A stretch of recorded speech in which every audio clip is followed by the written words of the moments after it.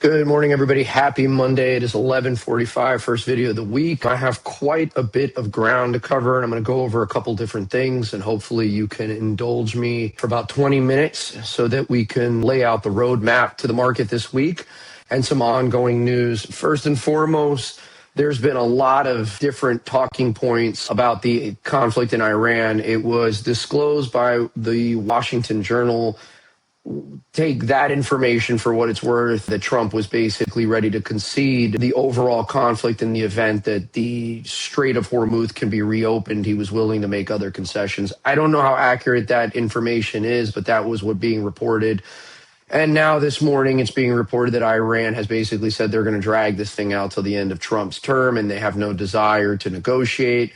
They wanted, to give you some, I think, some context, like $30 billion in concessions to rebuild.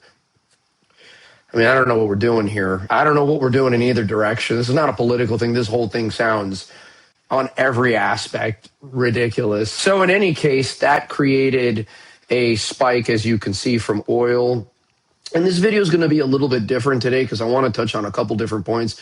And I think it's going to be very informative. I think there's some serious value into what I'm going to go over here. So first of all, when I look at oil and you know, number one, the news was pretty bad. And for oil only to be up like 3.5%, not even 4% on that news, that tells me a lot about what I need to know and how to play the market. So with that, USO, which is what I'm currently short, is up a little bit less than 6%. I went ahead and added some short here position. And mainly the reason I did that was I would have thought that kind of news would have pushed oil up 10, 12%. Like I legitimately would have thought that would have been pretty detrimental. And the fact that it didn't go up that much higher, like this is small in comparison. So anyways, I'm still short oil. All the treasuries, which is, again, I think you should always pay attention to the treasuries because the treasuries tell the story a little bit more under the hood, so to say. And all the treasuries are up. This is what Trump is watching, by the way. Our administration is paying very close attention to these treasuries. Elevated treasuries is not what we want. So we have some CPI data that's going to come out this week, which is going to move the market. I believe that comes out on tomorrow. I think it's tomorrow. It might be Wednesday. So CPI data is going to move the market in potentially different directions. What we're looking for is to see inflation cooling. We would like to get lower rates, not necessarily that being a given. Gold, which I find has bottomed. I mentioned this. This was really like a double, triple bottom. This to me has bottomed, and I took a position in AU. Also because all the miners were in the White House last week. Trump had like a symposium, I guess, of miners. So I took it on Thursday here. I took a position, not a large position, but I took a position. And oil is now, gold, tongue-tied. This is down 1/4 point. I see this as a buying opportunity, not financial advice, but rather for educational purposes. Yeah, I think gold is bottomed. You know, I mentioned last week, in the beginning of the week, I bought some gold coins on Costco's website. I just think the value is there. So in any case, I added some gold. I have some exposure to AU. It's a miner I like. Bitcoin really doing nothing in either direction. I find this to be very constructive, and I like this. Patience will pay. You know, I think it's going to make a springboard, and it's going to elevate. I think it's just going to take some time. So patience is going to pay. As I mentioned, I have IBIT calls out till next July. I think my IBIT calls are out too. So IBIT, in the event that you want to play that. And I'm going to go over something that I think is important in twofold, right? I'm gonna come back to IBIT, which is going to be interesting because one of the things I do every week on top of trading stock is I sell naked puts and sell covered calls. If you don't know what those terms mean, I'm going to try to enlighten you. I'm going to try to make a separate video educating people on that. The only reason is I get asked this a lot because a lot of people don't understand the market, and I tell people that they should learn how to sell naked puts in the event that they want to dabble their feet and learn a basic strategy that can make them consistent money every single week. And it does. I mean, if you know how to sell naked puts weekly, you can make consistent money every single week. It's something I do. It's another strategy I do to make extra money because I like making money. And I'm going to explain that, and I'm going to go back to IBIT. But let's go to the NASDAQ. The nothing wrong. This is great. I really like this action. Holding on there. I figured after last week it'd give a little bit that day. Super constructive. I'm on yellow still, but I will go full green once we break out, which I anticipate is inevitable. So we did the treasuries, 5-year goal, blah, blah, blah. All right, now let's get into stocks. Let's get into the important stuff. And then I'm going to touch on a couple things that I think are interesting. First and foremost, I think the best looking chart on the market is Dell. I said this the last 2 weeks. And I get asked probably this the most. The box is there. That's the line. It's like a Darvis box, right? It is broken over that box. It is less than 2% away from its all-time high. Yes, you want to break out over that high to get the super bullish move. This is a buying opportunity, in my opinion, if you don't own this. Not financial advice. You need to do what's best for yourself. But I own this, and I own a relatively large position in this. Actually, I think this might be my largest position right now in my trading account. So with that said, Dell looks good to me. I think that, yeah, whatever. I'm giving it to you how I got it. So, okay, I'm going to touch on some other interesting stuff. So bear with me here. I'm going to try to go through memory really quickly because we got a lot of other goodies and nuggets for this video. Micron looks like it's doing nothing wrong. I continue to say patience will pay. I got back into this last week. I'm up a couple points. Micron looks super healthy. Citi cut their price target. I love how they cut their price target to 1150. Like they're trying to get a lower entry point. That's literally what these banks do. It's absolutely crazy. By the way, did anybody see Trump is launching his, I don't even know what it is, on like Truth Social, access for early entry of information to be able to trade?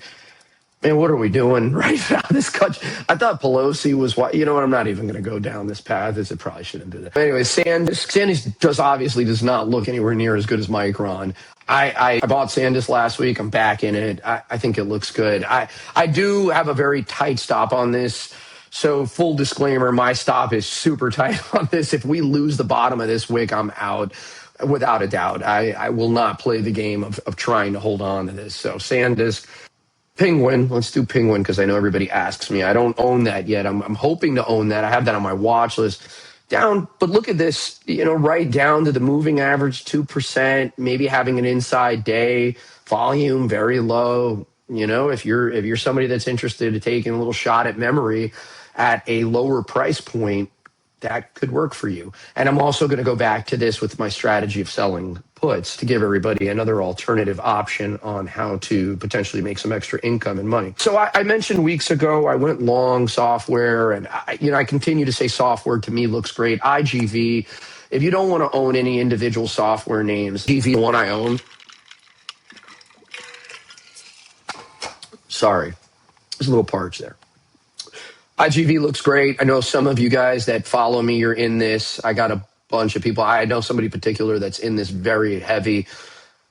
I'm in it. I don't have calls. I just have shares. But if you're more of a risk taker, you could buy calls. I'm not a big buying ETF calls. But anyways, I think IGV as a constructive hold for the software name looks fantastic.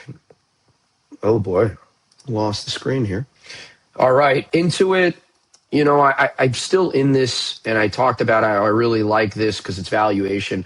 This is another one I think made its bottom, but keep in mind it has earnings towards the back end of this month, but I think this has made its bottom. I'm in this. I'm not up quite a bit. I'm up a couple shekels here, so, we'll see how that pans out. What else do we have on this beautiful list? Oh, Intel, Intel continues to... I got out of those calls. I have no exposure to this, but this is like one of my main watch list items that I want to buy, but I need it to behave and get above this wick. I really need it above this volume shelf here. 110 is really my activated trigger point, but it just cannot listen to me. And yeah, so I am bullish on Intel. I want to own it, but I need confirmation because it's more of a swing trade for me. All right, I bought on Monday Corning. This looks good. This is on a pullback. If you're looking for something to buy, I think this is an opportunity here. I own this. I bought this Monday. I'm up a little bit over 12% on this one. So I got really lucky. I got this down. Well, let's see, Friday, Thursday, Wednesday, Tuesday, Monday. So I bought it here. So I probably bought it in the 130. So I'm up a decent amount. I definitely say for a 1 week trade. I think this looks great. I think this is, man, I can't use this thing correctly at all today. I think this looks super productive. If you're looking for something to buy, I think that's one. Microsoft, I mentioned this last week, and then normally I don't trade Microsoft, but I had to get in on this. So I ended up buying shares on Friday. So this is a fresh trade for me. I own this in my IRA. I own a ton of this in my IRA, but anyways, I had to buy this in my trading account. It's a momentum trade. So I'm back in Microsoft as a trade. I don't have calls. I didn't want to play that route. I just ended up buying shares. So Microsoft is one. I mentioned it to you last week on both videos. If you're looking, I think even the week before, I mean, if you're looking for something to own and a strength and a momentum in the market, look no further. Microsoft is a name you're going to want to own. Another one that is not purchased yet, but I will buy it today is Elf. Elf looks like it made a bottom. This got killed during the tariffs last year. I mean, they were probably one of the companies that got hit the hardest last year. You could see this. They came down to $49. I mean, this stock at one point, I think, was like, yeah, look at this, $220. If you don't know what Elf is, it's a makeup company that has relatively cost-effective products, and they market the right way. And the way they go to market is really off of lower margin, but more volume. And I mean, their bottom line is not something I love. Their top line is something I like. Obviously, their margins are compressed because where they procure their natural products and whatnot. But look, this is a chart that I'm going to buy. I probably, once I get off this video, I'm going to buy this. So Elf will be a fresh buy for me. Would I have loved to catch it at $50? Yeah, it would have doubled. That's not the way it goes, and that's not the way I trade. So it looks great now, and I'm going to buy it. All right. So one thing that happened last week is for all of you guys that have a mortgage on your house, you probably went through a broker, and your broker probably sold your mortgage or initially did it to United Mortgage, and then they sell off your mortgage to another company. And that's the way it usually goes 9 out of 10 times, depending if you're using a broker or an actual bank. And so with that said, obviously, interest rates have had a really bad impact on the market. And United, which is the largest mortgage company in the United States, suspended their dividend last week, and they took a major hit. This stock got down to 83 cents. I mean, this is crazy. When I tell you, like, absolutely nutso crazy, like, this is nuts. This was close to $10. It was never going. This is not a stock that trades high because it prides itself on paying its dividends like REITs, like real estate investments trust. This is a little scary for the overall market, but the trader in me had to buy this on Friday. I bought it at like I think it was $1, a little bit less than $1. I'm up already like 20%. If you're a gambling individual, this is one you can buy. I don't believe United is going to get crushed. $1 stock. I mean, this is not my game. I never play in these cheap stocks, but this looks so appetizing for a quick 100% return. I actually know somebody that I think bought long dated calls on this. I bought shares. It's so cheap. I just bought shares. But look at this volume last week on that fall, though. Like, this has got to be capitulation. I mean, I could be wrong. This feels like capitulation. So I took a floater and I bought a decent size, and it's working out. Don't mind my Larry David. All right. So that takes care of that. I've exited a couple names. Liquidia, I got out of, I think it was last week on Friday. Got out Friday. I still have my shares in my IRA. I just have too much exposure to biotech stocks. So I got out, IRA still intact. Great trade. Sliced half and made over 20% back here. Got another chunk in. Great. M&M. I blundered this, but the blunder ended up working out some way. It was supposed to report earnings last week, so I ended up selling like 65% of my shares. And then I realized they didn't lie. They never reported earnings. They backed it up to today. Yet on Friday, I ended up buying back like 35% of what I sold. So it's up. I'm up a little bit on that. I'm gonna admittedly say going into earnings, I'm gonna trim again. I like this stock. take it for what it's worth. You got to be careful, manage your risk. They are reporting today. Earnings don't matter as much with bio stocks as trials matter. So phase 2, 3, 4 trials, as their drugs they go through the process. That's much more important than the actual, well, I mean, earnings matter. Like TGTX got slaughtered 10% down on their earnings. But what matters is their drug is going through their phase trials, and once they get their sub-Q approved, this stock should do well. But there is a stock, and I'm going to go back to it, and I'm not going to try to ramble, that got mauled this morning. I think it's this one here. Yes. So these people had a phase 3 trial that absolutely bombed. And this is the problem that you have a biotech stock. This stock was at $13. It's down to $1, lost 90% of its value. So that's why when I trade these biotech stocks, I have a lot of guardrails in place. I sell calls against them. I minimize the damage in the event. I don't minimize it. I set guardrails. Anyways, I'm going to save my last couple minutes for talking about selling naked puts. So Rocket Lab reports today, and I talked to a couple people. I'm not bullish on this by no means. I closed my SpaceX short last week. Let me not deviate. So Rocket Lab reports today, and I want to explain to you that if you want to play Rocket Lab and you don't want to buy calls, but you want to play it some conservative manner, maybe you sell naked puts against that. I'm going to explain to you what that means, okay? I'm going to go to so here is this is on my Fidelity account. The stock is trading at $81.63, okay? One of the things that you can do if you're not an aggressive trader, you could sit there and say, man, I really like Rocket Lab. I want to earn it. I want to own it into earnings. But it's a little bit of a risk event. Maybe you could get hit, but I still want to own it. I want to make a little bit of money on it, but I don't want to gamble a lot, right? Okay. So you go out to 11 days and you say, all right, you know what? You go to your right side, which is puts. Maybe you pick an $80 strike price. So you're going to sell to open. And I want to explain, I know this is going to sound Chinese. I'm going to make a separate video. Sell to open is $554, okay? That is one contract. And I'm going to explain it to you, okay? All right. Let's do this exercise. So you guys see here that Rocket Lab reports if by next Friday, which is the expiration, Rocket Lab stays above $80, okay? If it stays above $80 by next Friday, you're never going to own these shares, but you're going to collect $529 in premium. That's it. That's it.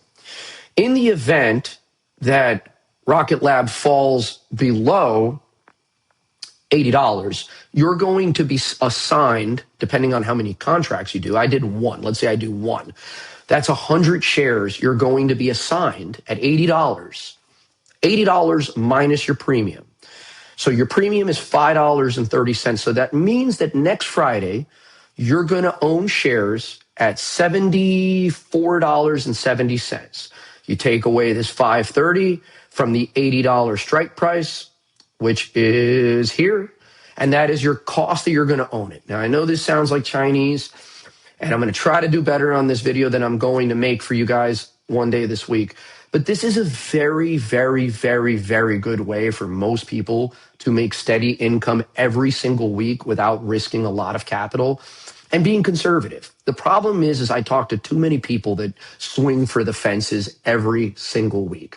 When I built up my accounts years ago and I learned I was making money and I wanted to protect it, this and selling covered calls against positions that I bought was how I tripled and quadrupled my income, or rather my savings, is by taking these very conservative approaches. A lot of people are going to ignore this, but this is such a good way. And so going back, like Penguin, right, is another one. And I just want to show you Penguin real quick.